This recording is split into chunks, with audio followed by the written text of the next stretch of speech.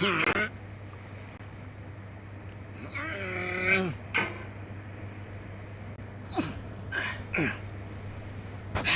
game is a homage to a free game that came out in 2002, titled Sexy Hiking. The author of that game was Jazuo, a mysterious Czech designer who was known at the time as the father of B games. B games are rough assemblages of found objects. Designers slap them together very quickly and freely, and they're often too rough and unfriendly to gain much of a following. They're built more for the joy of building them than as polished products.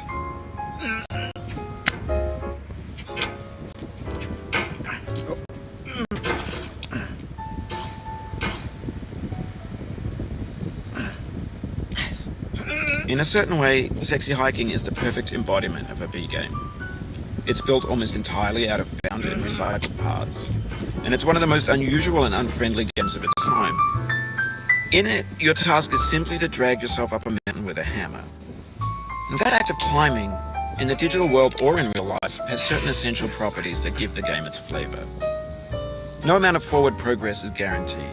Some cliffs are too sheer or too slippery, and the player is constantly, unremittingly in danger of falling and losing everything.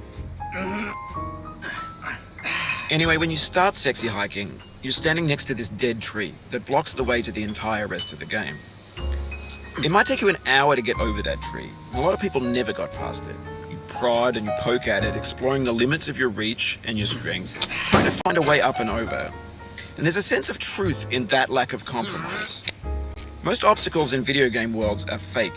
You can be completely confident in your ability to get through them once you have the correct method or the correct equipment or just by spending enough time. In that sense, every pixelated obstacle in Sexy Hiking is real. The obstacles in Sexy Hiking are unyielding, and that makes the game uniquely frustrating. But I'm not sure Jazuo intended to make a frustrating game.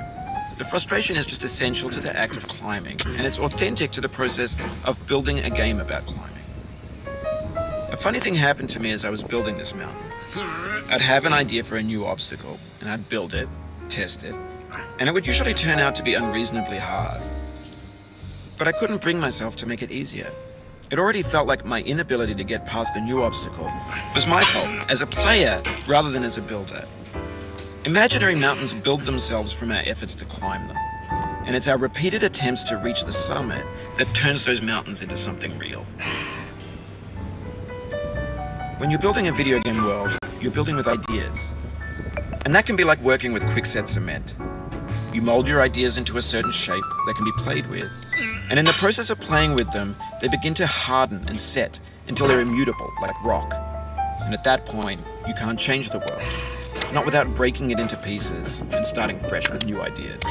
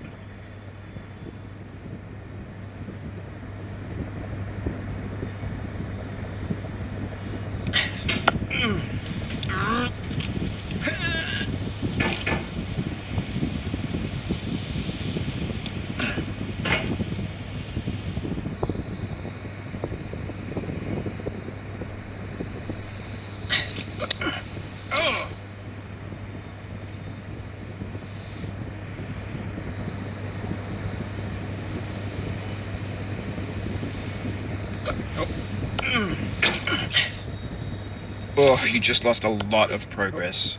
That's a deep frustration, a real punch in the gut.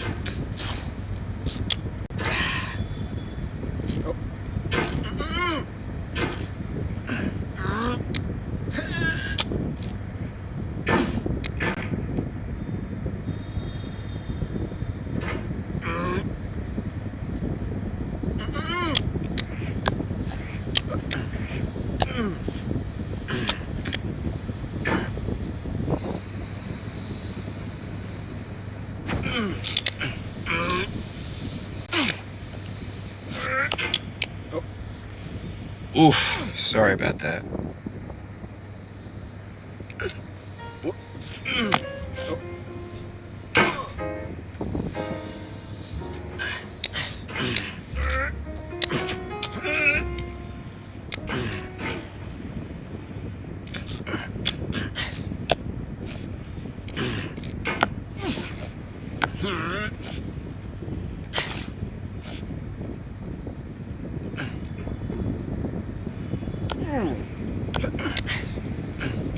No.